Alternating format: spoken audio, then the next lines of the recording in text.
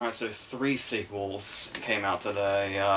Equalizer 2, obviously, on top of Mamma Mia and Unfriended. Obviously, this was a really sort of packed week, so I went ahead and just saw the Equalizer. I will probably eventually see Mamma Mia and Unfriended in the very near future, but the Equalizer was definitely the one I wanted to get to the most on top of the other four here, so let's just go right into that. Starting with the Equalizer 2, it is... I wasn't, like, really crazy about the first one when I first saw it, but I was able to see it again recently, and I think the problem was that I was just way too hyped for it back then, and it was, like, never going to live up to what I thought it might be. So it was much better watching it on DVD 4 years after the fact, almost 4 years after the fact. So I started getting a little more hyped for this, and then it started to feel like the pieces were coming together in a positive way the more I thought about it, and the more it kind of... The way you work out that, number one, it's Denzel's first sequel, which is something when I first heard it I had to look up just to be sure. So there had to be something there, and then the fact that Antoine Fuqua actually came back. And it's like, there's got to be a reason that... Obviously there was a reason Antoine Fuqua didn't make London Has Fallen. So if he's making a sequel to this and Denzel's still here, there's got to be something to this. And sure, and not also the fact that a very important factor in this is the fact that it was always planned. Like, even though they're like 4 years apart, I remember hearing, like, I think even shortly before the first one even came out, that they were going to try to make this a franchise if the first one had been successful. And to be totally honest, even though Denzel is pretty much usually guaranteed success, I was still kind of questioning the idea that this movie would have ever happened just because. It just seemed like kind of a random movie to try to make a franchise, let alone with an actor like Denzel at the age that he's currently at. But yeah, this actually really came together nicely with, he has a new job now. He's no longer, some dude at Home Depot. He's now a Lyft driver, which is really interesting for his type of character because of the whole... And it makes perfect sense because this whole idea that his character's so observant and that's more or less what his weapon is. The fact that he has this job now to where he basically just gets to observe people all day, like, just sort of watch them and study them and, like, take them in. So that's a really nice touch. And the way they also kind of factor that into how he works also. His moonlighting job, if you will. So, when it starts off, obviously, it's a bit... it's sort of episodic in regards to... Which is kind of what the end of the first movie sets up, where he's just gonna, like, start taking them on as, like, individual cases, more or less. And we get to see a couple of these in action, and it's actually, like... What's really good about this being the start is it's sort of, like... It gets you comfortable in thinking, like, if this were the whole movie, I'd be okay with it. Just, you know, him going to individual ones without necessarily a full plot, but... Even when the plot kicks in, it does still manage to keep up with it, because it's, the great thing about it is that this movie knows not to take for granted the fact that it is a sequel, because the first one is... There was kind of a slow burn to the first one. I think it's like 30 to 35 minutes in before the first one, like, really kicks in. And this one knows that it's a sequel and knows that it's not weighed down by intro. So it just kind of starts immediately and never really lets up. Even when the story that is the main plot hasn't kicked in yet, it still feels like the movie's just non-stop, because we have that nice opening that shows us what exactly he's doing now, and the different, the varied ways in which he does this, like the varied circumstances that he works under, which is really nice. So, and then we do, and I could see that maybe, people might think it gets a bit repetitive because it's the same scene we saw in the first one where he, like, you know, observes everything and how he's going to take everybody out and the whole stopwatch thing. But I still think it, like, sort of never loses its flair. Like, they managed to make it feel like it's sort of fresh in each new circumstance, which I really like a lot. But on top of that, and on top of the new plot, there's also, it shows his different relationships with people, which kind of is what the first movie did also with Chloe Moretz and the guy that was trying to become a security guard. Now it's a kid who like lives in his building. Ashton Sanders, I believe is his name, who was the teenage Chiron in Moonlight, who was like I think one of the like probably the MVP of that cast. So I found it really interesting that his next movie would be something big like this, which is really nice. Or at least the next movie that I really took notice of him. And also this old guy that's like a regular driver of his, or passenger of his. So the Sanders plot definitely starts to tie in more and more. He's basically the scenes with him are Denzel basically gets to be like the nice version of Troy Maxon from Fences. Like if Troy Maxon was a good person, these are what these scenes would probably look like. Um, and that's also, and the way he's able to kind of juggle this with what his character is underneath is something that Denzel just really pulls off in a big way here. Because, of course, not that you would doubt that he could do it because he's fucking Denzel, but it to the extent of it, to where he gets to be, like, basically the guy that watches out for this kid, but in a very, very sort of tough way. Like, this kid may or may not have a gun in his face with the way Denzel teaches him lessons, but then there's also the very sensitive relationship with like the old guy and stuff like that. He's got the friendly relationship that we saw a little bit of in the first one with Melissa Leo and Bill Pullman. But then there's the hardcore Robert McCall that we know is like what's really underneath him, and there is one particular. I mean, obviously it's like through the whole movie, but there's one particular scene that just really stands out where he's standing in front of a group of guys, and he's not doing anything right away, but he promises that he will kill all of them. And it is so incredibly perfect, this scene. And he's so... Like, if you were to walk in on this movie not knowing anything about it, and you saw this scene, you would think Denzel was the bad guy in this scenario, the way he's acting in this scene. But even being the protagonist, the good guy, it's still perfect. I just love that. And another thing is that the action is, like, really, really consistent.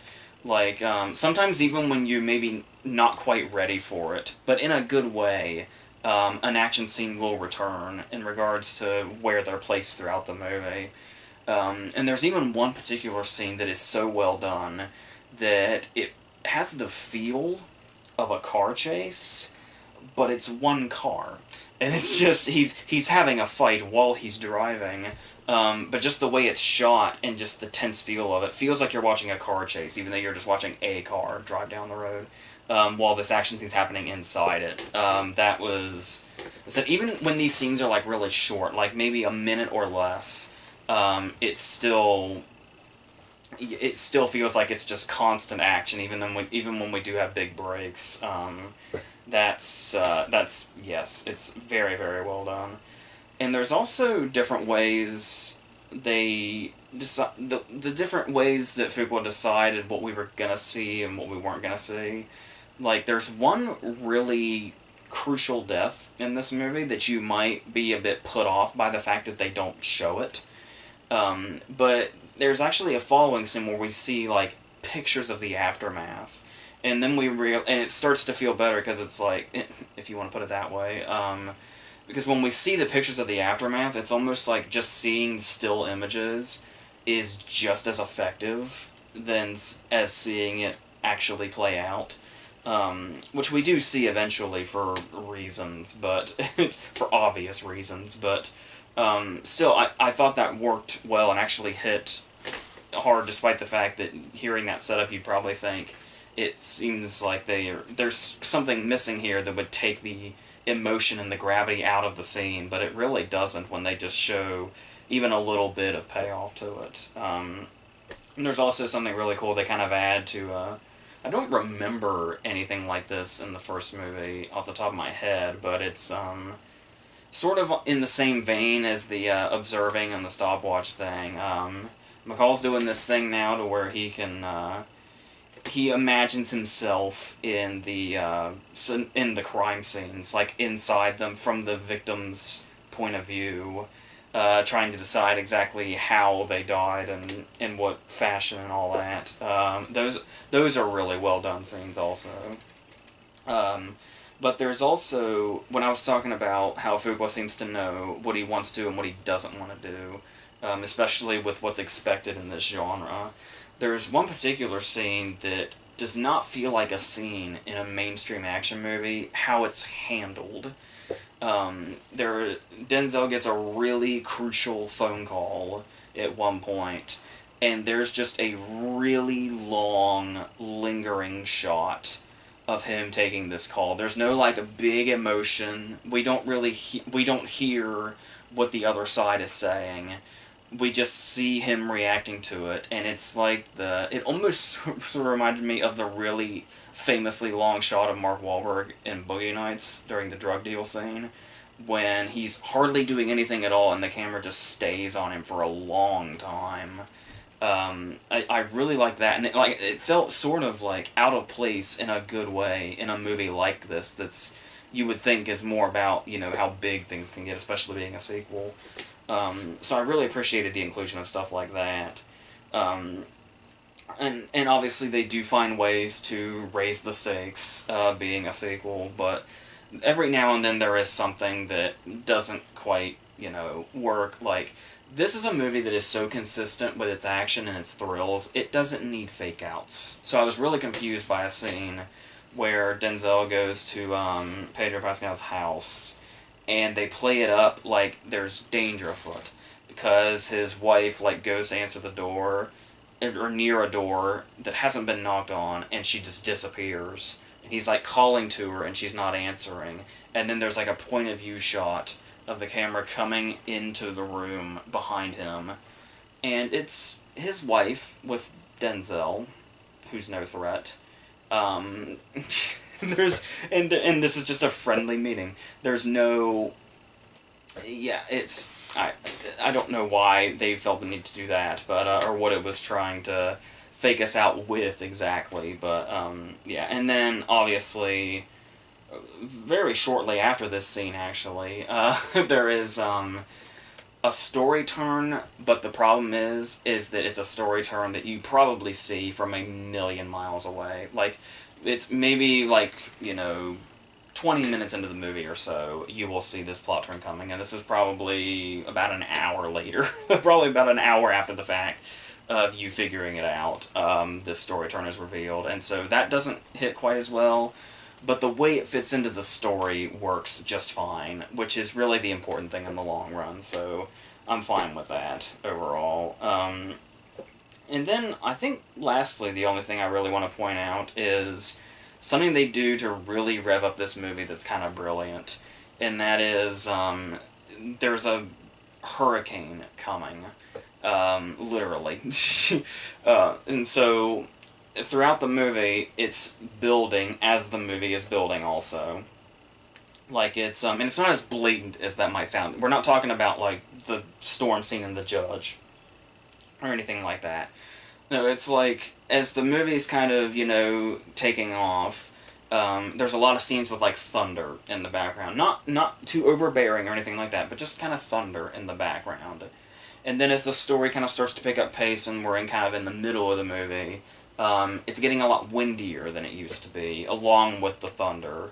And then as we're getting closer to the climax, the rain starts to come, and then our climax is while it's happening. And that's just fucking brilliant as a way to really show how the story's building with just this sort of background noise that doesn't make itself too, overbearing or right in your face about it or anything like that. So, yeah, that was... So, overall, I'm, really pleased with this. A lot more than I probably thought it would be. I think this one's better than the first one. I can't remember if I already said that at the beginning or not, but I do think this one's better than the first one. Yeah, and it does have, those moments, obviously, where it kind of, maybe you're not quite sure, but overall, those things just seemed kind of pretty small to me, and I was quickly won over again by the scene pretty much following it. And it may feel like some familiar territory, and the story turns may seem, really, really obvious, but, still, it's definitely, it has a nice pace to it. The action is really well done, and like I said, very consistent. So there's like no boredom. There's like no like dull stretches or anything. So I was really definitely pleased with this, and of course, and being a Denzel movie, that was kind of gonna be the case. But yeah, this I was really surprised actually how well this turned out, despite the fact that it kind of seemed like it was in the cards to begin with. Apparently, the critics aren't crazy about it. I haven't really looked at the reviews or anything, but so I'll be interested to see what exactly their problems are. But overall, I'm fine with it. Probably just that stuff, like it feels like familiar territory and stuff like that, and maybe they revisit things from the first one too many times or something, and it feels a bit repetitive or whatever. But I was really into this, so yeah, that's what I'm saying about that. So now we can go into the 4 sleep deprived reviews that I did last night. The second movie is going to be Hotel Transylvania 3, which in 2012, I don't know that I could have totally foresaw this being a trilogy, but that's where we are now. So, and this one is, like, the other two kind of had sort of established plots going in. Like, the first one was kind of just the whole introduction to the thing, and then the second one was the whole making the family grow and things like that. This one doesn't seem to have much of a particular direction, and it's to my understanding that that is intentional on the director's part. Because, and you can tell immediately, because when it starts, it feels like we're like right in the middle of something where they're on a train and they're hiding from Van Helsing, and then we see very, very quickly, like in the span of like 30 seconds, we get like this whole backstory on Van Helsing chasing Dracula over the years and always failing. It's like a Wile E. Coyote and Roadrunner thing with them, just over and over again. And then finally, I guess, just many, many, many years later, we're back to present day, and this will eventually be part of the plot, but for the most part, it's just them on a cruise. So, to my understanding, as far as what I looked into, was that the director was more about, like, making this one less about, like, story and plot and all that, and just seeing, like, how far they could take the animation, which, from a creative standpoint, is an interesting place to go, especially with a series like this, that's so kind of, like, to think that you can go into this genre and entertain mainly children as your demographic, but be able to have so much creativity behind it and just basically do whatever the hell you want, is actually a really interesting approach to this, and they do really take full advantage of that you can see, like, there's like a scuba diving scene, for instance, where you can tell they just like went all out, like much more than they have in the other two, and that really does show, and the way they kind of choose their locations, like the Bermuda Triangle and Atlantis and all that stuff, it's, for a movie that doesn't have much story or plot or much point, really, there is a lot of creativity in it, which does go a long way. And there's also one thing also kind of like minor.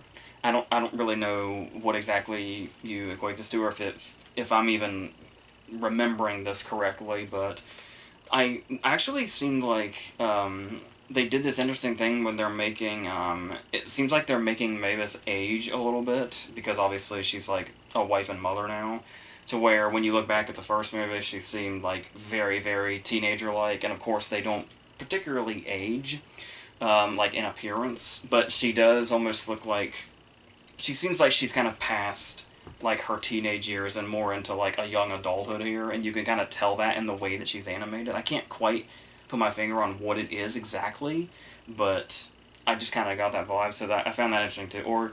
Or maybe I'm misremembering and she just looks exactly the same. I don't know. So there is that, and yeah, as far as like other things, as far as technical aspects go, the voice work has always been really strong here too. Like, you think, I mean, you kind of turn your nose up at the idea these days of a movie starring, like, you know, Adam Sandler and Kevin James and David Spade together, because your mind immediately goes to something like Grown Ups or something. But I think all of them are just really, they really bring these characters to life in a really nice way, and they're characters that you really don't mind returning to, because you just kind of, somehow, like, these movies just kind of come and go, yet every time you go back to these movies, it's like you forget how won over you were by pretty much all the characters until you're watching them again.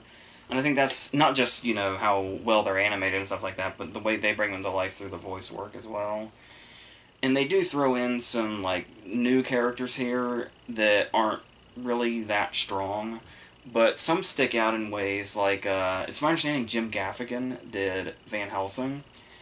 I never would have guessed that. So that's one of those cases where, like, it's like Jason Segel in Despicable Me, where I'm really appreciative when actors, like, actually go for, like, a different voice than what's theirs, instead of just being, like, I'm the celebrity guest star here, and because Gaffigan's got a very recognizable voice.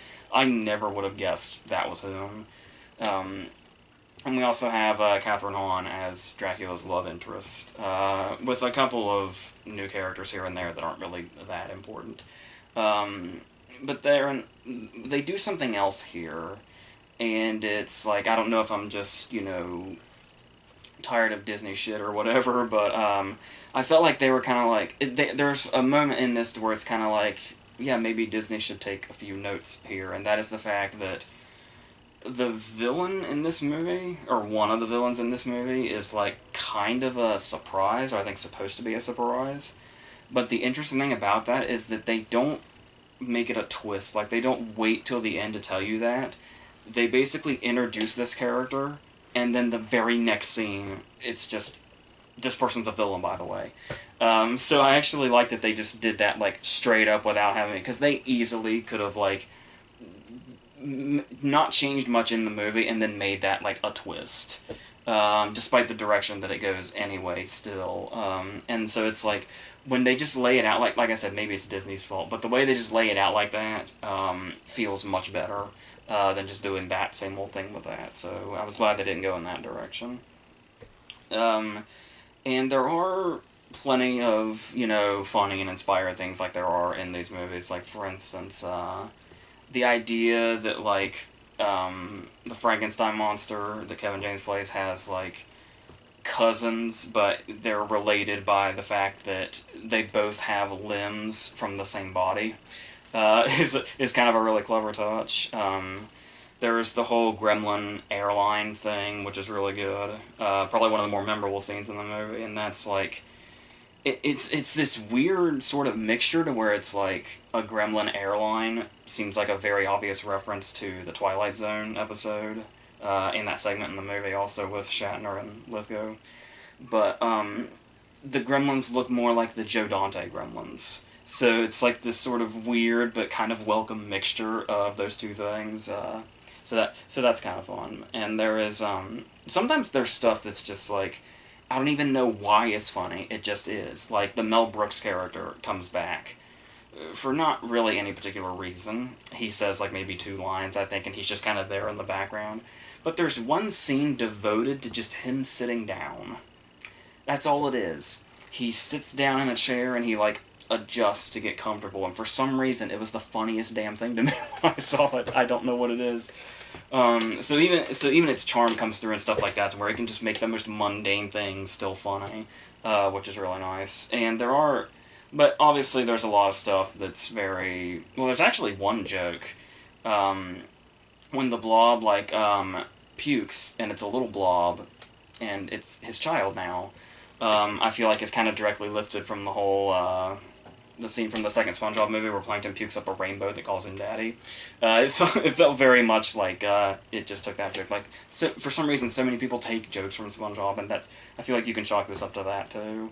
But the thing here, though, is that while the first and second seemed to be one of those movies that sort of had, like, it was one of those something for everybody movies, even though, like, children are the demographic, it was still funny in a bunch of different ways, to where a lot of different people could be attracted to it. Apart from the fact that they really go out on the animation, this feels, like, way apart from the other two in regards to how much it feels more centered to a much younger demographic, because there's a couple or a few scenes devoted strictly to dancing. There's a fart joke here and there. and it's just it feels a bit more frantic, you know, sort of like when I was talking about the difference between Looney Tunes Back in Action and Space Jam, and how when you go back to Space Jam, they almost seem a little too out of control, despite the fact that that's their whole thing. I was kind of getting that from this one. Um, so, and that kind of brings it down a little bit, because then it's also, it gets to a point to where it feels like some characters are like totally wasted. Like I talked about some returning characters just basically being in the background, but then there's even major characters like Johnny, the Andy Samberg character, and their kid, who was like the focal point of the second movie, is basically just background noise at this point. And that really goes to show you not necessarily just that there's not really much of a focus here, but that just the whole idea that they're like, um,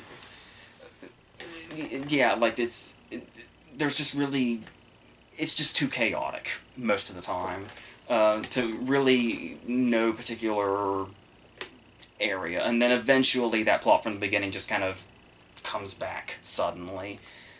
Which I kind of remember being what happened in the second movie, too. I remember the climax of the second movie being, like, ridiculously rushed, and this one kind of suffers that same fate.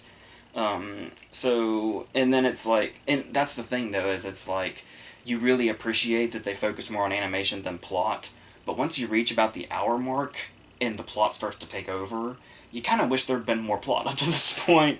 And then it kind of starts to get worse as it goes, and it's basically the whole low-level kid movie thing where most problems can be solved with music and dancing. And then it just kind of stops after a while.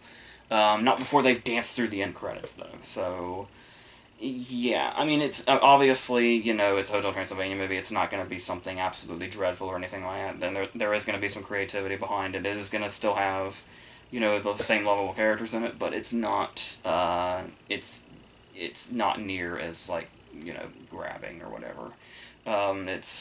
It doesn't feel as inspired after, like, once it starts to run out of gas, and the animation starts to kind of, like, not hold up as much as it was for the absence of, you know, a line here, so, yeah. So, with that said, let's go to Billionaire Boys Club, the movie that we weren't sure was even going to get released, with the whole pretty much scrapping of anything Spacey had completed, following the whole controversy. And there was I pulled it up here because I didn't want to put words in anybody's mouth, but the studio actually released a statement in regards to why exactly they decided to release it, like, in theaters and not just throw it straight to, you know, whatever. And it says, we don't condone sexual harassment on any level, and we fully support victims of it. At the same time, this is neither an easy nor insensitive decision to release this film in theaters, but we believe in giving the cast, as well as hundreds of crew members who worked hard on the film, the chance to see their final product reach audiences. I'd say that's fair enough. And yeah, there are a lot of recognizable faces in this apart from Spacey, because he's actually very much a supporting character with us. Interestingly enough, our main character is Ansel Elgort, but we see the movie through the perspective of Taron Egerton's character, which I found really interesting because, as you can probably guess, this is very much like a Wolf of Wall Street light movie, as many movies have been since its release. And it is sort of like, it's like the Wolf of Wall Street without the Flash, you know, and all that. So, obviously it's going to feel like familiar territory. If this, like, doesn't interest you, or if you're just, you know, flat out against the whole releasing Spacey's movies things or whatever, it's my understanding, I haven't seen it, but I heard that there's, like, a really good documentary on these characters as well in this whole story. And it is an interesting enough story. Like I said, even if it happened in real life, it still feels like familiar territory because so many things have happened in real life that movies just like this have already covered that territory, let alone this one.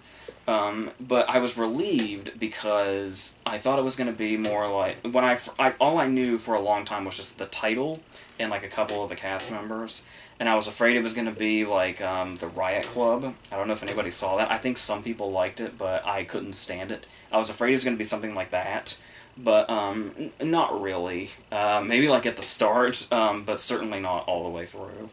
So they do some things here that do feel like they're trying to somewhat like I said, it's really hard to say this stuff when it's a story that like really happened. But as far as a movie goes, and the fact that we've seen movies like this before, where the whole plot of like young person gets really rich and then like drowns themselves in luxury, and then like shit goes horribly wrong and they lose it and crimes are committed, all that prison time, all that stuff. We like as soon as movies like this start, we always know where they're going to end up, even if they weren't real stories. So, but there are some things that kind of set it apart relatively quickly, like the Ansel Elgort character, where usually in these stories it's like building up to where these guys basically completely lose sight of their morals and they just get, the Jordan Belfort types. They get really, greedy and just eat it all up, and then before they know it, they're shitty people. But it's really early on that Ansel Elgort's character has an attack of consciousness. Like, it's almost like immediately when he realizes something is wrong, and that this isn't exactly what he thinks it is. And I thought that kind of set it apart a little bit and sort of made him an easy character to sort of latch on to. Like I said, despite the fact that we're technically seeing the story through Taron Egerton's perspective, who is a much less reliable character, a much less trustworthy character, which in itself is very interesting because it kind of gives you this whole, are we seeing the full picture here? Because there's not really, if you read up into the story and you see like the text of what happened afterwards and stuff like that, it's still pretty, despite what they show on screen, the real life facts are still pretty vague in regards to what happened here. So it's kind of interesting that we have maybe a less trustworthy character being our narrator instead of the one we're technically following. So that is an interesting choice. I hadn't really thought about how good of a choice that is until just now, actually. So, yeah. And then, obviously we're introduced to the Spacey character, who's the one that he's the one that has like that instantly commanding presence that, love him or hate him, Spacey is able to bring, like the second he's on screen. And then I do sense the discomfort where there's like one or two scenes where it implies that his character's gay, which of course he dragged into that controversy of his. And then the whole fact that, like of all the Spacey movies you are going to release, it's the one called Billionaire Boys Club. So I've heard that a lot of people were like really put off on the idea of this movie being released, of Spacey being surrounded by young guys and all that, and I do get it if this just completely puts you off.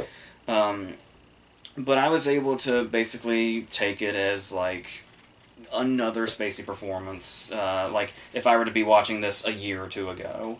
And he really does play that part to where it's like he hypnotizes them into these riches in a really effective way, in a really believable way.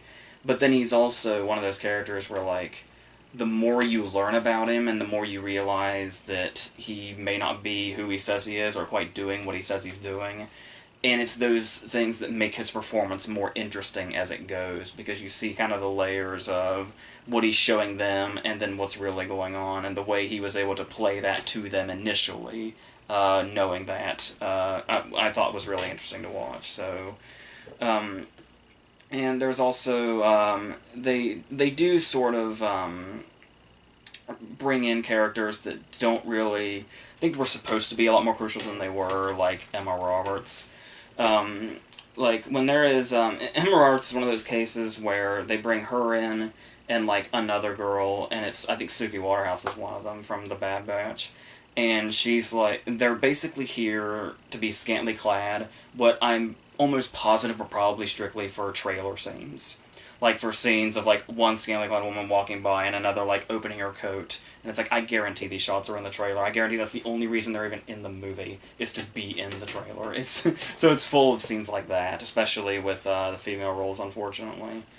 And they do have, there is a certain sense of humor throughout the movie until it finds its darkness, like, towards the beginning when they do, they're doing, like, this themed party, and Taron Egerton and Ansel Elgort decide they're both going to go as Reagan.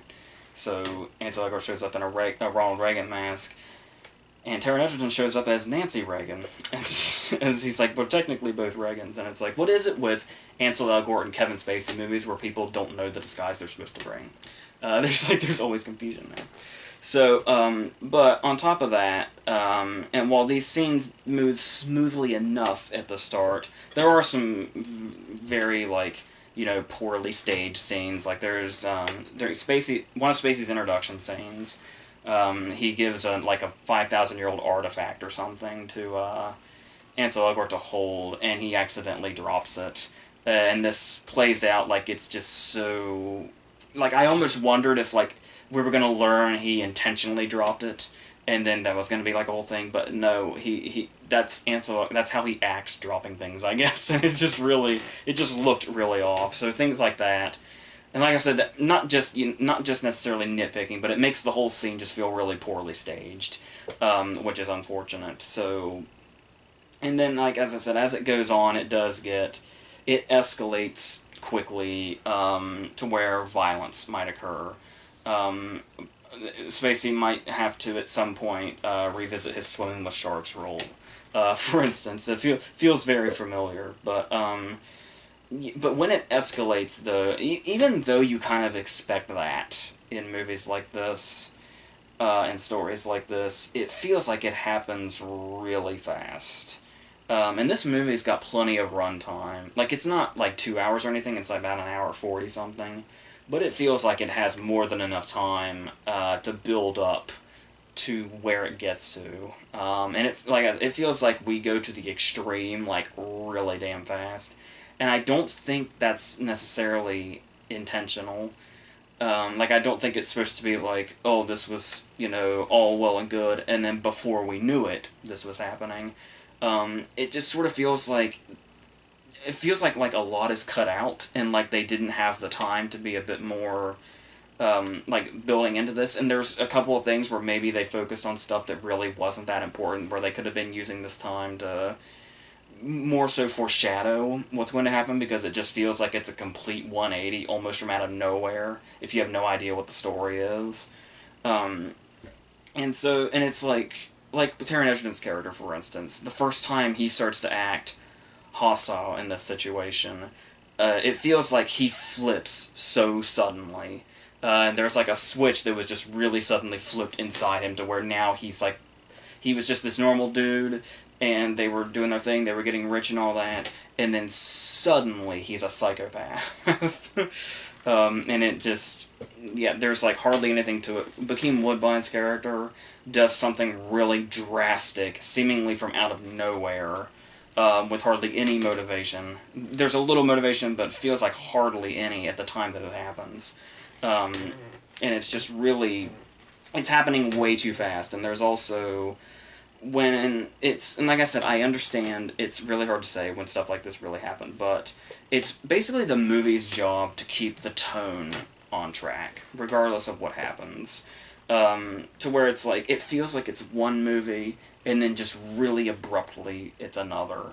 And there are some movies that have done this before, obviously, some very obvious choices, but when you go back and look at those other movies, it does feel like there always felt like some kind of undertone to where it didn't feel like not in the way this movie does it, to where there needed to be at least some somewhat sinister undertone when we were on our way, even when we were doing the happy rich stuff and all that. There needed to be at least the tiniest sliver of a sinister undertone to get us there, but there is like no sign of this whatsoever, and then it is just pitch black, like really fast. And it's hard, it's really hard to do, because the director has dealt with this kind of stuff before. This is the guy that did Wonderland, the John Holmes movie with Val Kilmer. In that movie, like, when it got to the gruesome ways that it did, despite being about what it was about, that movie still felt, like, really grimy and ugly, like, the whole time, so that when that stuff happened, it didn't feel like it was out of place. It felt like it was within the world. And sure, maybe this is supposed to feel like it's incredibly distant from the, luxurious world, but there's just something really off about just how, just that tonal shift just really just is so jarring, to the point that it's not it's not effective in that way. It just feels like it's trying to fast forward to get to where it needs to go. Um, so yeah, and we do have some familiar faces that kind of pop up. There's an interesting, very brief performance from Carrie Ellis playing Andy Warhol, which is really interesting because I just watched Factory Girl recently. Where Carrie Ellis had a cameo in that as Andy Warhol's an associate of Andy Warhol when Guy Pearce played him. And now he's playing him here, and it's like you can kind of sense there must be a fascination between him and Ellis, so it's interesting to see him in this role, even if it's for like 30 seconds. And then we got Judd Nelson as Ansel Elgort's dad for a couple of scenes. I feel like he could have done more than he does, but it's interesting to just kind of see him pop up in it. And like I said, Bokeem Woodbine has an interesting, very crucial role. So yeah, so I get like what it's doing, I think, but I don't feel like the execution is doing it justice. It does seem like a movie that's much more fit for like just watching a real documentary. And I'm sure it's probably a lot less fuzzy on the details, so it probably certainly takes less liberties. So, yeah, I'm interested enough to probably look into that. But I don't know that I would recommend this, like, too much. So, yeah, that's what that is. So let's go on to, Ghost Stories. This is a movie that kind of immediately had my attention because it's, a British horror movie, but it's also one of my absolute favorite genres ever, and that is the horror anthology. Um, and of course, coming from like the classic style of British horror, classic being like 60s and 70s, it will movies like Asylum obviously instantly come to mind, and I think you can see like some influences in there. I was actually thinking, like, before I knew much of anything about it, like, I just read, like, a vague summary of what, like, the wraparound was. I was getting a vibe of, I don't know if anybody saw this tiny-ass movie called Skeletons from, like, 2010. There was, like, this horror comedy about, like, exorcists that had, like, Jason Isaacs in it. That's kind of what I was expecting. That's kind of, like, the tone I was expecting when I went into this.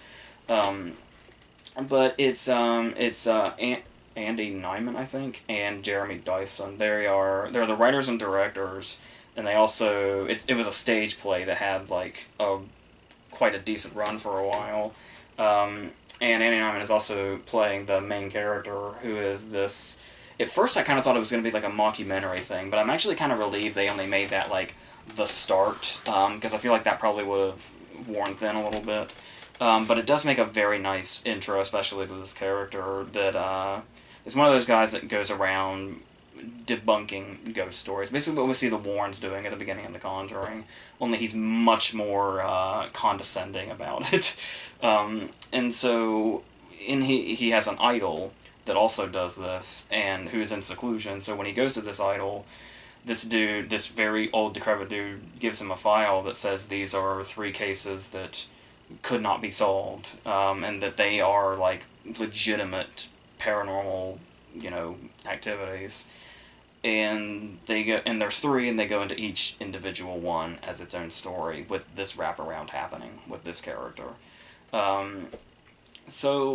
And the thing about that is that you can tell that the interesting thing that they do is that usually when you watch movies like this, they usually find like a really cheap way to kind of get the wraparound story in, and it's usually something like really mundane or really lazy, just to say, oh, here's this story, then this story, and so on. But this one makes the wraparound like really, really like just as central to the entire movie as the individual stories themselves, which is very interesting. And then the way it sets these up to where it's like these stories like have like the aura of like urban legends, which works really well. So, and of course, they're gonna have certainly different tactics. Like the whole, like British horror, much like its humor, is gonna feel a bit different than the horror movies we're seeing a lot of lately that are much more mainstream. And it's, I mean, not to say, and that humor is present as well, as I was expecting, kind of. So it is a nice change of pace, but it also, that's not to say that it doesn't still do like the loud noises thing more than once, more than twice, even. But that's the interesting thing about it, though, is I say that it's a nice change of pace, but at the same time, it still feels very much like it's got like a classic horror vibe to it. Like I was talking about movies like, the In the Air like Asylum was, for instance, which is another anthology much like this. But this one's actually better. Asylum was kind of like was a bit dull as far as I remember, but here it feels like traditional. Particularly in how it gets a lot of its scares out too. Like I said, it does do the loud thing occasionally, but it also does like the stuff like, noises in the dark or like things shutting off and doors closing and stuff like that. But the way they portray it does make it seem like it has this sort of old traditional vibe to it. Like the kind of horror movie you would have seen back in like the 60s or 70s or something. Um, so I do like that, especially when they do. There are a lot of scares that are also kind of downplayed a lot. It's like towards the beginning, the old guy like pulls back a curtain, and the main character is looking at him through that window, and we see like a figure behind him that wasn't there before. But the thing about it is that like the whole the scene doesn't change tone when this happens. There's like a score sort of going that never like changes its pace or anything, or changes its volume. Um, and it plays up more like a revelation than a scare, which I thought was really interesting. And then there's stuff like when he looks through a door and he just sees a woman standing in front of a sink facing it with her arms down while it's turned on. And that's sort of weird, but then the camera just turns ever so slightly, and her, I'm guessing, husband is standing next to her doing the exact same thing, just facing away, just standing there with their arms down.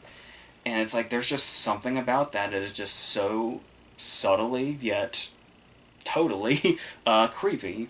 And I don't think anything is ever really drawn to that. Like, it's hardly brought up again. There's no particular reason for it. It's just a creepy thing that's in there, and sometimes that's all it needs to be, which is great. So, in that particular scene, we do have, obviously, a lot of performances in here, but the one that really kind of stood out to me was, Alex Lawther, I think is his name. He was the young Alan Turing in The Imitation Game, and he was like one of the Christopher Robins in Goodbye, Christopher Robin. And he's here playing like, it seemed like he was almost intentionally going for like Ezra Miller vibes. He's the central character of the second story that was haunted in the woods in his car. And there's something really good about this performance. He's got like, there's something really creepy about him, but equally sort of sympathetic at the same time. And that sort of goes into one of the things that really makes this movie work is how like realistic the acting is in regards to like the guy from the first story as well, and then Martin Freeman gets to do all kinds of stuff in this, but these two guys in particular, with the way they have to act scared feels like so real, and to the way to where it's like it's not overblown or anything, and that helps a lot. And there's like these little touches, like when he's trapped in his car in the middle of the woods, and there's something at his window that freaks him out and then runs away, and his instinct is to grab like the rolled up paper in his hand and like slap the window with it. And it's like, that's just one of those weird reactions where I was like, I could probably see myself reacting in a similar manner, despite the fact that it's not going to do anything. So little details like that always help, especially in horror like this, to make it more effective. If there is a problem, it is that, and I haven't heard much about the reception for this movie, but I can just imagine this being like a popular criticism. So this is probably like way old news as I'm saying this now, but I do feel like for its ending, it does feel like it goes like way too much completely off the path. Like how I was talking about the wraparound story is just as central as the three individual stories.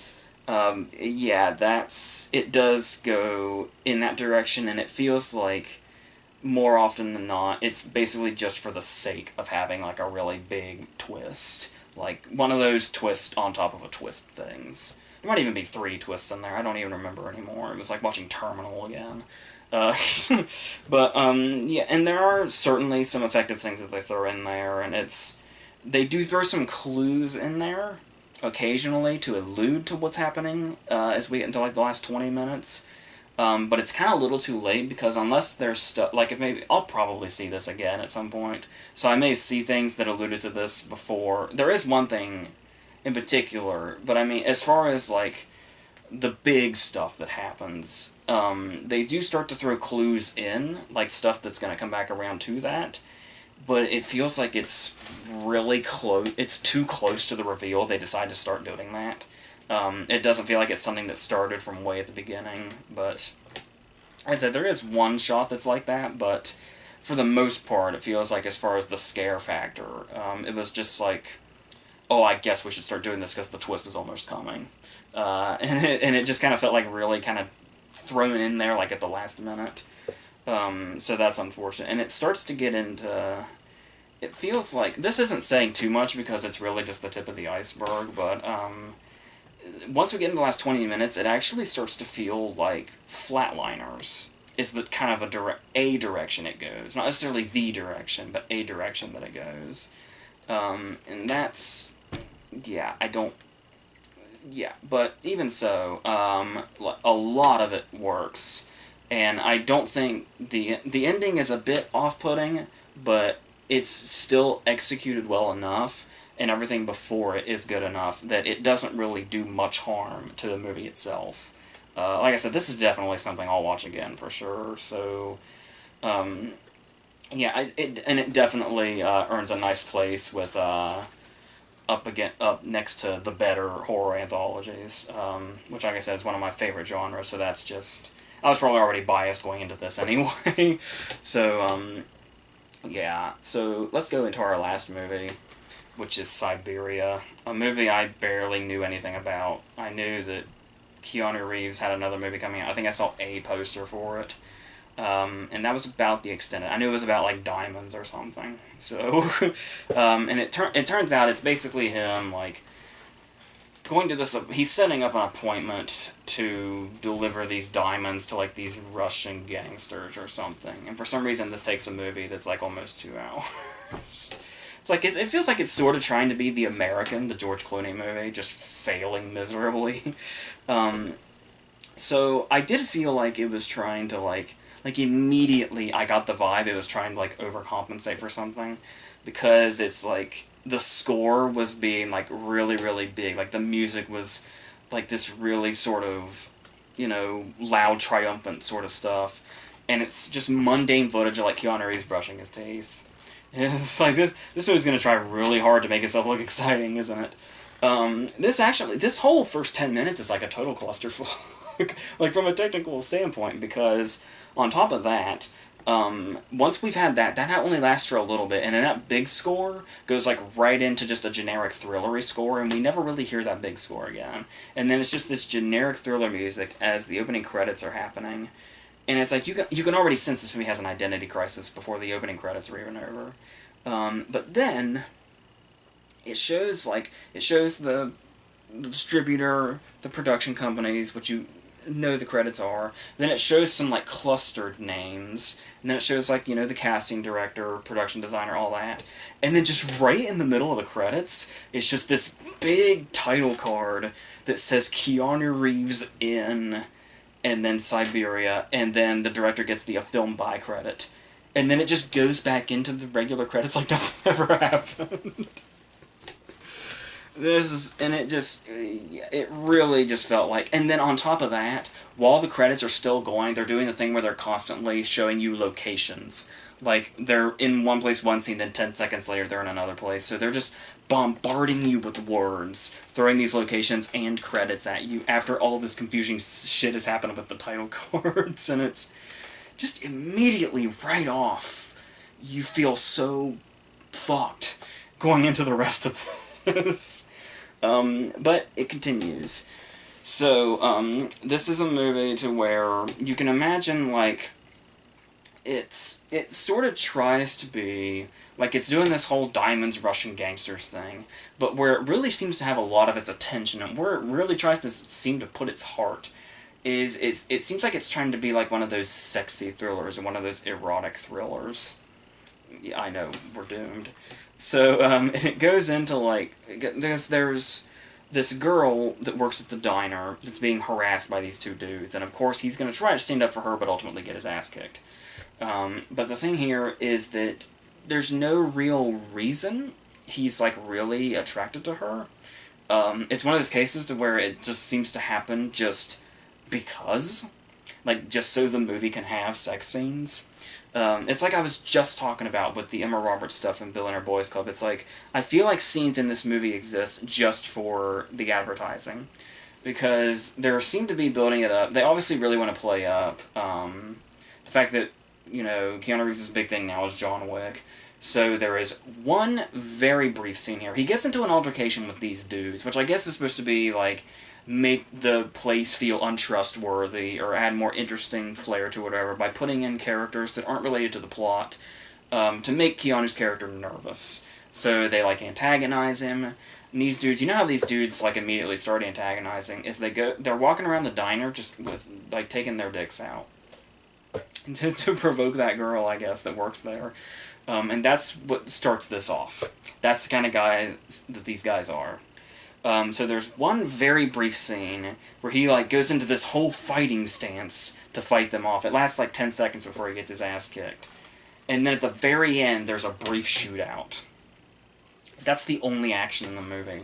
But I can just imagine, like I was talking about, I can just imagine the fucking trailer for this thing. Like, making that seem like it's a big deal, make the shootout seem like it's a big thing, when combined, those scenes are probably 40 seconds. And this movie is like an hour 50 of just nothing.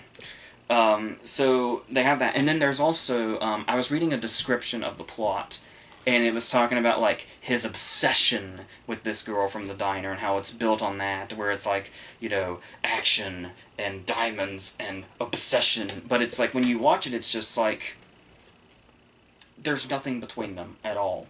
You don't get any vibe that he's obsessed, let alone interested in her. So, but they go ahead and do this thing to where they do all the sex scenes that feel, like, incredibly gratuitous. There's, like, half the dialogue in this movie is women asking Keanu to fuck them, or women being told to fuck Keanu. Is what, like, half the dialogue of this movie is, for no fucking reason. It has nothing to do with anything whatsoever. And he does have, like, I don't know if there's supposed to be any gravitas to this at all, because he has a wife, who is Molly Ringwald. Yeah, they put Molly Ringwald in this, and I was like, she gets the and credit. She was, like, really high on, like, the list when you look the movie up. So it was like, I wonder what Molly Ringwald does in this. Like, are they going to cast her against type? Is she going to be, like, some badass smuggler or something? But, like, nope, she's the wife. And she gets two scenes, one of which is on a video chat. So, just fuck that. But we did have Judd Nelson in Billionaire Boys Club, so it's like, we're slowly trying to bring the Breakfast Club back together. I think I just saw an advertisement for, like, somebody dug up Emilio Estevez, and he's in a new movie now, so it's like, maybe there's something going on here, like the rise of the Breakfast Club again. But, yeah, that's the only explanation I have here. So, as you can probably tell, there's really not much else to talk about. The movie is building to absolutely nothing. It feels like, I mean, it doesn't feel like it's even trying to build to something. It's just, like, trying to sort of do this. I don't know if you could say, like, if it's trying to be, like, a contemplative thing, or trying to be deliberately paced or anything like that. It just feels like they have nothing. They've got this dead-end dialogue that just goes on to nowhere. There's no particularly big developments. There's no suspense. There's no interesting characters. And this is all leading to a very, very sorry excuse for an ending. So that's... and honestly, and I think I've said this about some movies in the past before, but this one really makes it come to mind. When I watch a movie like this, all I can think of is, there's just it's just such a dead zone of anything. I can't wrap my head around who had the passion to make this. Like, who had the passion to write this story entirely in its script? And then who read this and thought, I could make this, and then go through the whole long, grueling process of getting a movie made, and then a distributor has to see this movie and say, I like this enough, I will release this. I can't wrap my head around anybody seeing this movie or having this idea and doing that. It's mind-blowing that this somehow has managed to get to this point. I don't know how much of, like, a leg up the presence of Keanu Reeves gave them.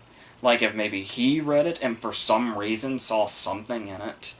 And that's enough to get it made for the very, very small release that it had. But no, I just really can't imagine somebody being passionate about this product at all. So that's a big mystery. I think something like a writer or one of the writers on A Simple Plan like did this. So it was like, I wonder how much Sam Raimi had a say in that movie is now what I'm wondering. So that's, I mean, you kind of get that with like the cold environment and the sort of bleak climax, but no, that's about it. So this was, yeah, I just don't, I don't really fathom this movie's, I can't fathom this movie's existence. So yeah, that's where we're gonna leave this. So obviously, as I've been talking about, we're gonna continue on with the, we got Mission Impossible coming. I may potentially end up seeing Mamma Mia for Mission Impossible, it turns out, possibly. And then we'll see what else there is, and then, yeah, and then we'll be going into August. So a whole bunch of figuring out from there as we go. So, yeah, there's no reason to drag this out, so that's it.